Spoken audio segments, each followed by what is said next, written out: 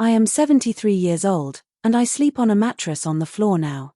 Not because I want to, but because my daughter sold my bedroom furniture, the bed frame my husband built with his own hands 40 years ago, the dresser where I kept my mother's jewelry, the nightstand that held our wedding photo. She sold it all on one of those internet marketplace sites while I was at my doctor's appointment. When I came home, my room was empty except for the mattress stripped of its dignity, lying there like a corpse on cold linoleum. She said I was old now, that I didn't need such things anymore, that comfort was a luxury for people who still had their whole lives ahead of them. As if mine was already over. As if I had stopped being human the moment my hair turned silver and my hands began to shake. But let me start from the beginning, because you need to understand how I got here, how love can twist itself into something unrecognizable, how the people you sacrifice everything for can become strangers who see you as nothing more than an inconvenience, a burden, a problem to be managed. My name is Eleanor, and I was once young and full of dreams that tasted like honey on my tongue. I met my husband, Thomas, at a church social when I was 19. He was 22, tall and quiet, with hands that were always building something, birdhouses, shelves, hope. We married that same year in a ceremony so small it could have fit inside a hatbox, just us and our parents and the minister who smelled like pipe tobacco and spoke about love as if it were a garden that needed tending. Thomas kissed me at the altar with such gentleness I thought I might dissolve into light. We were poor, so poor that our first apartment had newspaper stuffed in the window cracks to keep out the winter wind, but we were happy. Happiness, I learned, doesn't require money. It requires presence. It requires seeing each other. We had 2 children. First came Michael, our son, who arrived screaming into the world with my eyes and Thomas's stubborn chin. Then 3 years later, Rebecca Becker, we called her, with curls like golden springs and a laugh that sounded like church bells on Sunday morning. I devoted myself to those children the way a river devotes itself to the ocean, completely, without question, without knowing any other way to be. I was there for every scraped knee, every nightmare, every school play where they forgot their lines or sang off-key. I sewed their Halloween costumes by hand, staying up until 2 in the morning with thread between my teeth and love in every stitch. I packed their lunches with notes folded into hearts. I taught them to read before kindergarten, tracing letters with my finger on their small backs at bedtime until they fell asleep to the alphabet. Thomas worked construction, and his body paid the price. I watched him age in fast forward, his shoulders rounding, his knees betraying him on stairs, his hands becoming gnarled like tree roots. But he never complained. Every Friday he brought home his paycheck and laid it on the kitchen table like an offering, and together we would divide it: rent, groceries, children's shoes, a little bit saved in a coffee can for emergencies that always seemed to come. We didn't go on vacations. We didn't eat at restaurants. But we had dinner together every single night at 6 o'clock, the 4 of us around that scarred wooden table, and we talked, really talked, about dreams and fears and the funny shapes clouds made in the sky. Michael left for college on a scholarship, and I cried for 3 days straight, not because I wasn't proud but because the house felt too big without his voice bouncing off the walls. He called every Sunday at first, then every other Sunday, then once a month, then only on holidays. He got married to a woman named Jennifer who smiled with only her mouth and never with her eyes, and they moved to Arizona where the sun, he said, was better for his career. I'm not sure what the sun has to do with software engineering, but I didn't ask. They had 2 children I've seen exactly 4 times. 4 times in 8 years. They send Christmas cards with professional photos where everyone is wearing white shirts and khaki pants and no one looks quite real. Becca stayed closer, geographically at least. She married a man named David, a lawyer who wore expensive suits and had opinions about wine that went on for hours. They bought a house 20 minutes away, and I thought I would be part of their lives, that I would bake cookies with my grandchildren and read them the same stories I read to Becca.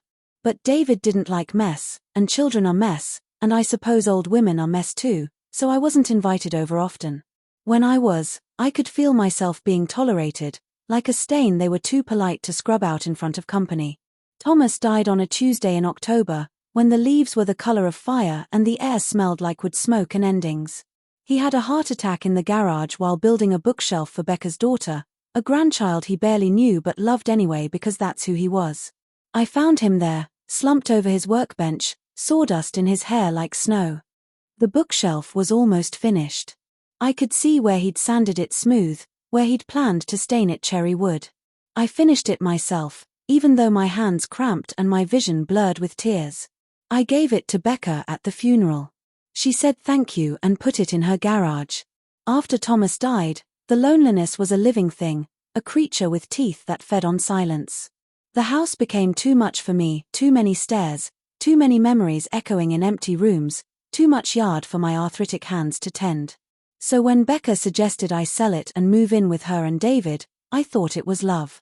I thought she wanted me close because she cared, because she knew grief is heavier when carried alone.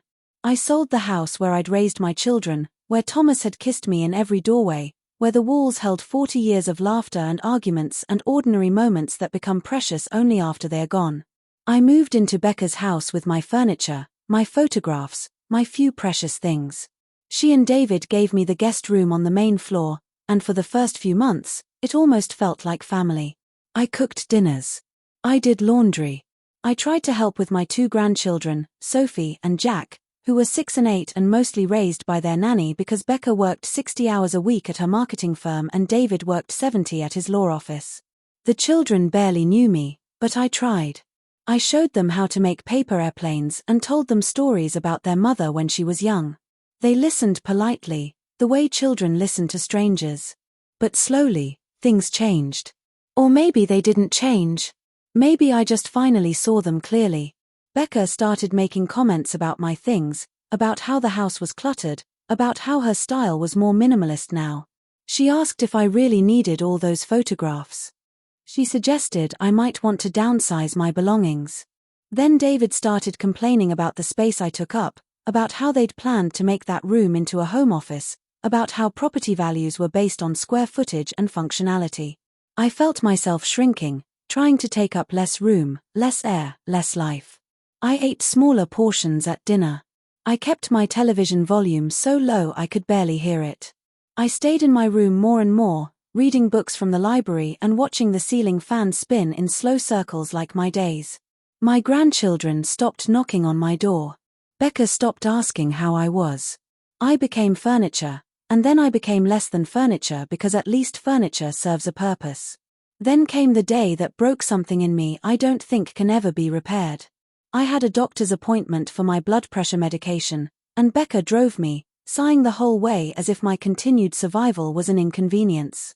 The appointment took 45 minutes. When we returned, I walked into my room and stopped breathing. Everything was gone. The bed Thomas built, with its headboard carved with vines and flowers, the headboard where I'd traced those carvings with my fingers on nights I couldn't sleep, gone. The dresser my mother gave me when I married, the one that had survived 2 moves and 40 years and still smelled faintly of her lavender sachets, gone. The nightstand, the lamp, the chair where Thomas used to sit and read to me, gone. All of it, gone. Just the mattress remained, lying on the floor like something discarded, something without value. I stood there, and I think part of my soul left my body. I think it floated up and away because what remained couldn't be the whole of me. Becca stood in the doorway, and she wasn't even apologetic. She said, "Mom, you're 73 years old. You don't need a fancy bedroom set anymore. I got $300 for it, which I'll put toward your expenses here. You should be grateful. Besides, at your age, comfort isn't really a priority, is it? You're just sleeping. Just sleeping. As if sleep isn't sacred. As if the place where you rest your aging body and review your life and sometimes cry into your pillow because your husband is dead and your children have become strangers, as if that place doesn't matter. As if I don't matter." I didn't say anything. I couldn't. I lay down on that mattress on the floor, and I stared at the ceiling, and I felt every single year of my life pressing down on my chest like stones. David walked by and glanced in, and I saw something in his face, not quite satisfaction, but close to it. The problem was being managed. The burden was being reduced to its smallest form. I stopped eating much after that. Not dramatically, not in a way anyone would notice, but food lost its taste. Everything tasted like dust. I lost weight, and Becca said I looked better, that being overweight was dangerous at my age. She didn't ask why I'd lost weight. She didn't ask anything. But here is where the story turns, where the universe, which I'd stopped believing in, decided to show me it was still paying attention. 3 months after my furniture was sold, David's law firm was investigated for fraud. It made the news, front page, his face on television looking grey and hollow. He was disbarred, fined everything they had, and then some. Their house, the one I'd helped them buy with money from selling my home, went into foreclosure. Becca lost her job because the stress made her unreliable, always crying in the bathroom, always distracted. Their nanny quit. Their carefully constructed life collapsed like a house of cards in wind. Michael called me, his voice tight and nervous, asking if I'd heard about Becca, asking if I was okay, asking, and this is what made me laugh, actually laugh out loud for the first time in months, if I could help them. If I had any money saved. If I could watch Sophie and Jack while they figured things out.